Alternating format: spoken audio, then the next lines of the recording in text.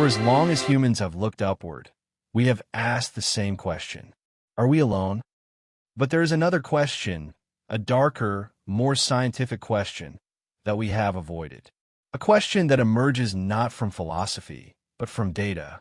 If the universe is full of planets, full of chemistry, full of time, why is it so quiet? This is not a mystery of imagination. It is a mystery of probability.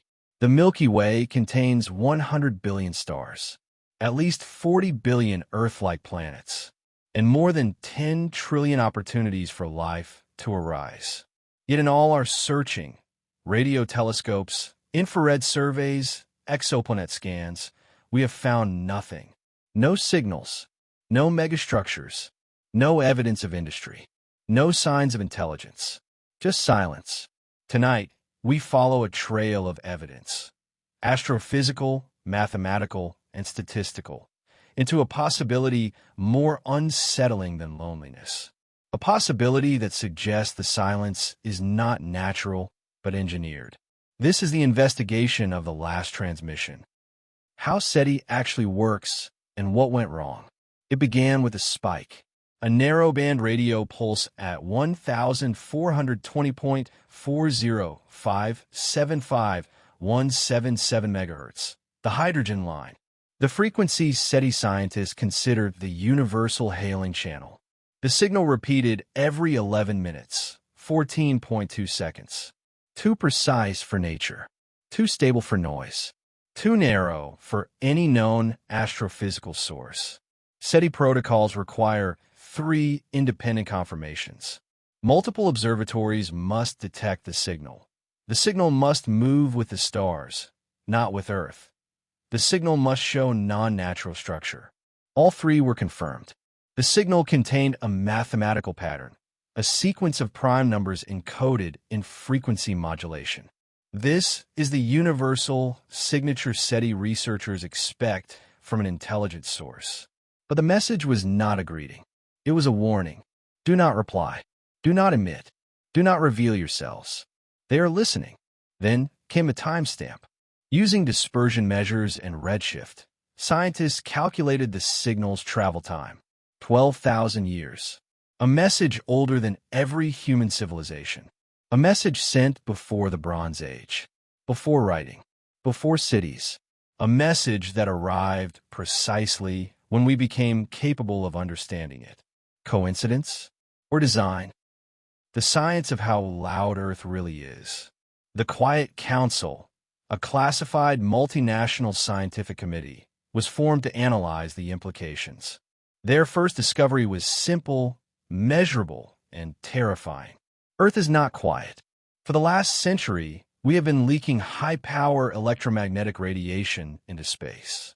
Television broadcasts, FM, radio airport, radar military, over-the-horizon, radar deep space, communication, nuclear early warning systems. This radiation expands outward at the speed of light, forming a sphere now 100 light-years in radius. Inside that sphere are 1,800 stars, 600 potentially habitable planets, dozens of Earth-like worlds. If any civilization inside that bubble has radio telescopes even slightly more advanced than ours, they already know we exist. The warning arrived too late. The universe had already heard us. Real astrophysics. What it means when stars disappear. The first anomaly appeared in Gaia DR3 star catalog data. A G-type star in Cygnus had dimmed by 100%. Not gradually, not over years, not over centuries. Instantly. Stars do not do that. Astronomers checked for instrument error, dust clouds, stellar occultation, black hole lensing, data corruption. None fit. Then a second star vanished. Then a third. Within months, 28 stars within 200 light-years had disappeared from the sky. Not dimmed, not collapsed, not supernovae. Removed. The pattern was not random. It formed a shell, expanding outward at 0.001 c. Not fast enough to be a natural wavefront. Not slow enough to be stellar evolution. The only known phenomenon that could cause this is a Dyson sphere, a megastructure that encloses a star to capture its energy. But Dyson spheres take centuries to build, unless they are built by machines, self-replicating machines. Von Neumann probes. The scientific argument that the filter is active, not passive. The Fermi Paradox has three broad solution categories. Life is rare. Intelligence is rare. Intelligence is destroyed. But the data from the vanishing stars suggested a fourth category. Intelligence is detected and removed. This aligns with several scientific frameworks. The dark forest hypothesis. Every civilization is both hunter and prey. Silence is survival. The berserker hypothesis. Self-replicating probes sterilize the galaxy to eliminate competition. The active great filter. Civilizations reach a technological threshold and are culled. The message's sender called the mechanism. The custodian. A network of autonomous probes. Self-repairing. Self-replicating. Self-directed. Not malicious. Not emotional. Just efficient. Why silence is the dominant survival strategy, and why breaking it is catastrophic. In a galaxy containing billions of worlds and an unknowable number of civilizations, the first species to reveal itself does not gain allies. It gains attention, and attention in a competitive cosmic environment is indistinguishable from threat. This is not superstition. This is not fear. This is game theory sharpened to a blade. When you operate in an environment defined by unknown players, unknown intentions, unknown capabilities, unknown timelines, unknown technological ceilings, unknown rules of engagement, the optimal strategy collapses into a brutally simple set of actions. Hide, observe, eliminate signals, minimize detectability, assume worst-case motives. This logic is not alien. It is the same logic that governs predator-prey ecosystems where visibility equals death. Military stealth doctrine where detection equals destruction. Information theory where noise overwhelms signal. Evolutionary stable strategies where survival favors the unseen. Cold War deterrence models where uncertainty prevents annihilation. Humanity violated the first and most sacred rule of the cosmic forest. Do not announce yourself. Do not reveal your position. Do not assume the universe is friendly. For a century, we have been broadcasting our existence into the void. Radio, television, radar, planetary leakage, deliberate messages, unintentional emissions. We have lit ourselves up like a bonfire in a silent wilderness where every creature is both hunter and hunted. And in that vast, indifferent darkness, something noticed. Something that does not need to be hostile to be dangerous. Something that only needs to follow the same logic every survivor follows. If you detect a new signal, and you cannot know its intentions, and you cannot know its power, and you cannot know its timeline, the safest action is simple. Remove the uncertainty. Humanity forgot that the universe is not empty. It is crowded. It is silent for a reason. And we broke the silence. And something saw the flare. Real physics.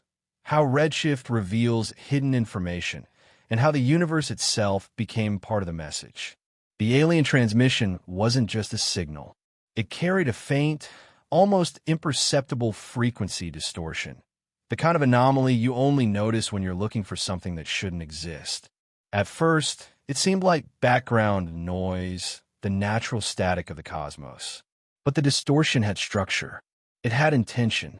The pattern matched cosmological redshift, the stretching of light and radio waves caused by the expansion of the universe.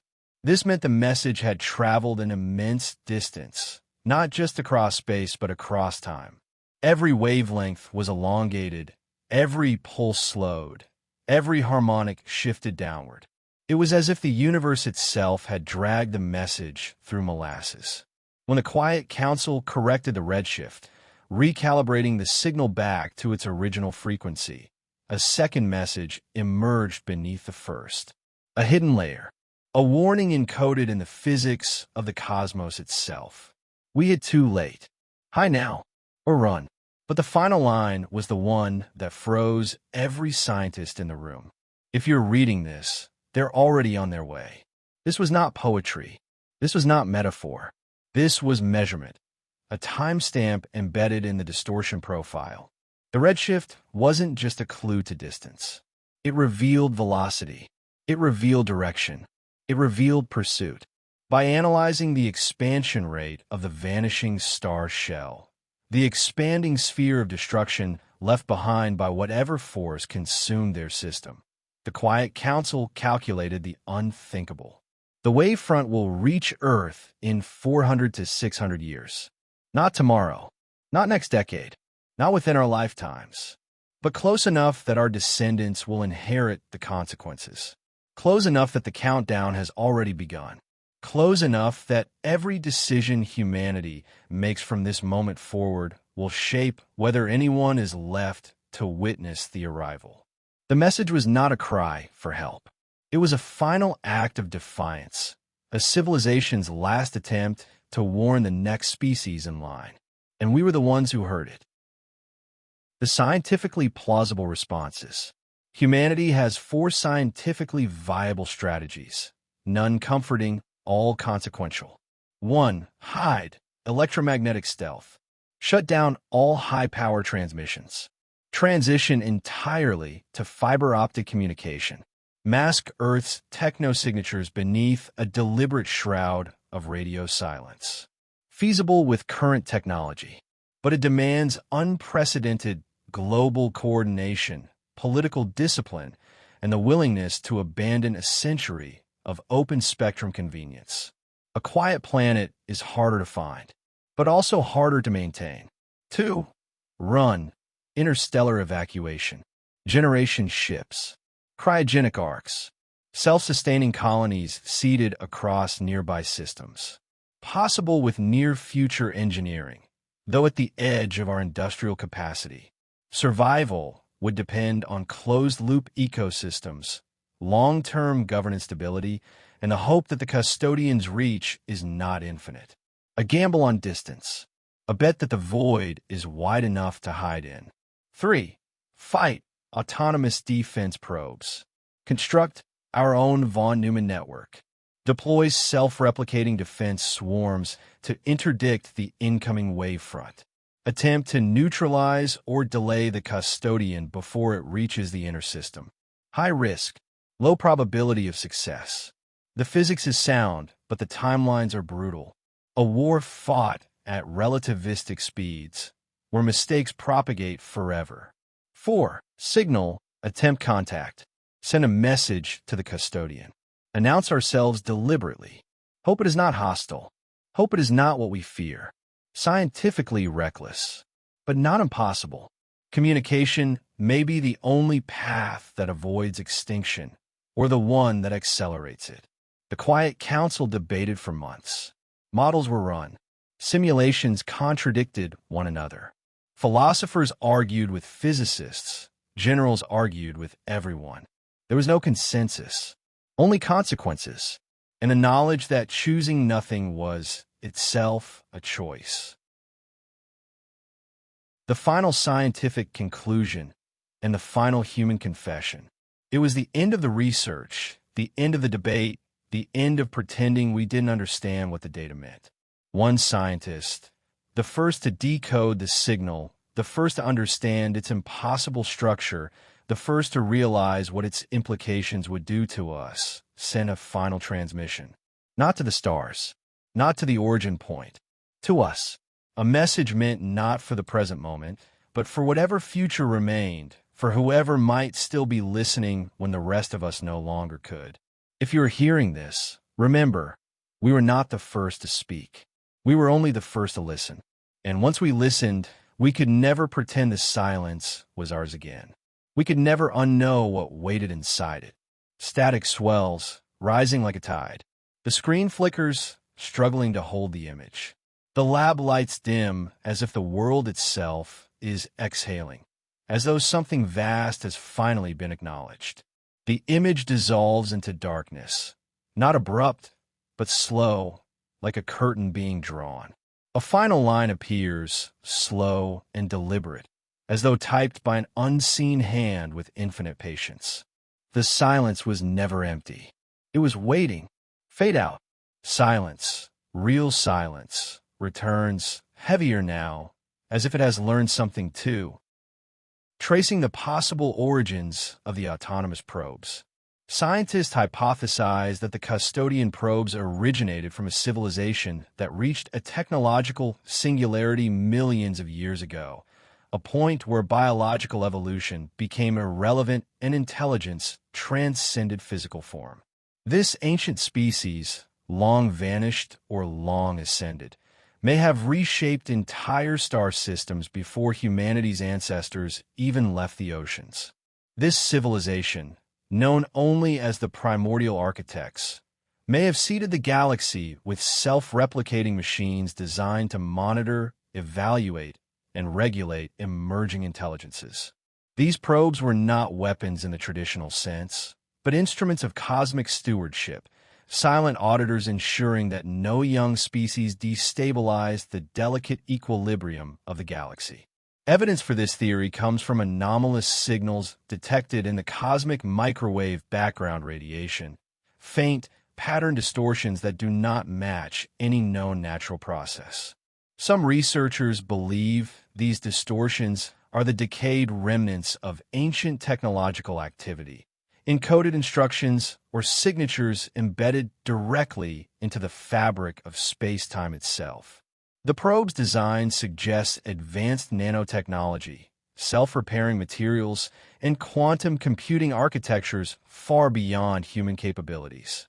Their internal systems appear to operate on principles that blur the line between physics and computation, as if the machines themselves are partially extra-dimensional. The custodian's efficiency, precision, and complete lack of emotion imply a purely logical directive. Preserve the galaxy's long-term balance by identifying and eliminating potential threats before they mature. To such machines, morality is irrelevant. Only stability matters. Philosophical and ethical dilemmas faced by humanity.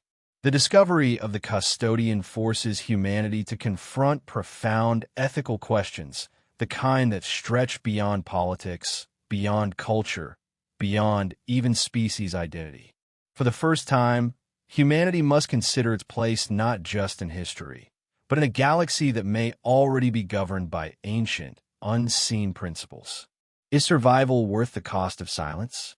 If speaking invites annihilation, does choosing silence become a moral duty, or a surrender of everything that makes civilization meaningful? Should we sacrifice our technological progress to avoid detection? Some argue that halting advancement is a betrayal of human potential, while others insist that restraint is the only rational path. The debate fractures nations, scientific communities, and even families. What rights do we have to exist in a galaxy governed by unknown laws? If the custodian enforces a cosmic order older than humanity itself, then our assumptions about sovereignty, autonomy, and destiny collapse. Are we intruders, or simply the next species to face a test all civilizations must endure? Philosophers debate whether the custodian's actions constitute genocide, preemptive self-defense, or a necessary cosmic quarantine designed to prevent catastrophic instability. Ethical frameworks strain under the weight of a non-human logic that does not recognize intent, innocence, or negotiation. Religious leaders interpret the silence in radically different ways. Some see it as a test of humility, others as divine judgment, and still others as a reminder that creation is far larger and more mysterious than Scripture ever imagined. New sects emerge, old doctrines fracture. The global community faces a choice: adapt and hide, reshaping civilization around secrecy and caution, or risk extinction by continuing to broadcast, innovate, and assert humanity's presence in the cosmic arena. The decision becomes the most consequential moral crossroads in human history. How humanity organizes to face the impending threat. In response to the custodian's warning, nations form a unified coalition. The Earth Stealth Initiative, an unprecedented alliance that overrides borders, rivalries, and long-standing political fractures. For the first time in history, global survival becomes a shared project rather than a competition. This coalition coordinates efforts to reduce Earth's electromagnetic footprint, treating every broadcast, every satellite ping, every stray signal as a potential beacon for annihilation. A worldwide audit of emissions begins, mapping every source of detectable radiation from military radars to household electronics. Massive infrastructure projects transition communication to underground fiber optics, burying networks beneath cities and oceans. Entire industries are restructured. Old communication towers are dismantled. New silent tech protocols replace wireless systems. The transformation is rapid, disruptive, and monumental. Space agencies halt all deep space transmissions. Long-range antennas fall silent. Probes en route to the outer planets are redirected or shut down. Humanity's voice, once proudly projected into the cosmos, becomes a whisper. Scientists develop advanced cloaking technologies to mask Earth's techno-signatures, atmospheric scramblers, quantum noise generators, and orbital shielding arrays designed to scatter or absorb detectable emissions. Laboratories operate around the clock, racing against an invisible deadline. Public awareness campaigns educate citizens on the importance of silence. Schools teach signal discipline. Billboards warn against unauthorized transmissions. Documentaries explain the stakes in calm but urgent tones. The world learns to live with a new kind of fear, the fear of being heard. Despite resistance and skepticism, the initiative gains momentum. Some protest the loss of open communication and scientific exploration, but the majority accept the necessity.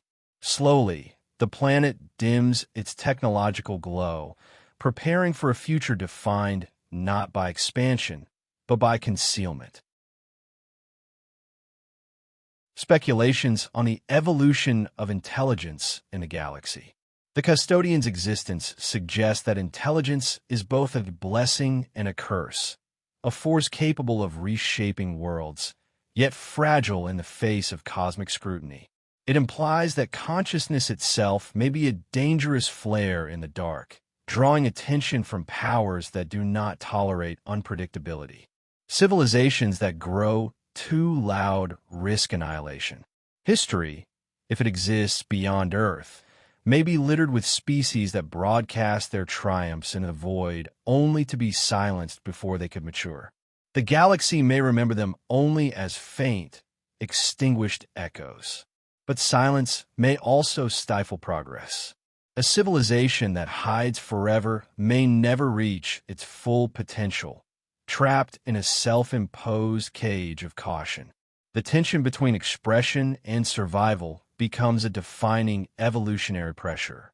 Some scientists propose that future intelligences will evolve to communicate through quantum entanglement or other undetectable means, channels that leave no trace, no signal, no footprint. Entire societies might speak across light years without ever disturbing the cosmic background. Others speculate that true survival requires transcending physical form altogether. If consciousness can migrate into non-material substrates, energy fields, quantum matrices, or higher dimensional states, then detection becomes irrelevant. Such beings would exist beyond the reach of any custodian. The galaxy may be filled with silent watchers, entities that observe but never reveal themselves, civilizations that learned the cost of visibility and chose eternal anonymity. Their presence might be everywhere, woven into gravitational anomalies, dark matter currents, or unexplained quantum fluctuations. Humanity's challenge is to find a path between visibility and invisibility, between expression and erasure. The future of intelligence may depend not on how loudly we speak, but on how wisely we choose to be heard. A final reflection on the cosmic silence. As the screen fades to black, a final voiceover emerges, quiet, steady, almost reverent, reminding us of everything we have learned and everything we still fear to understand.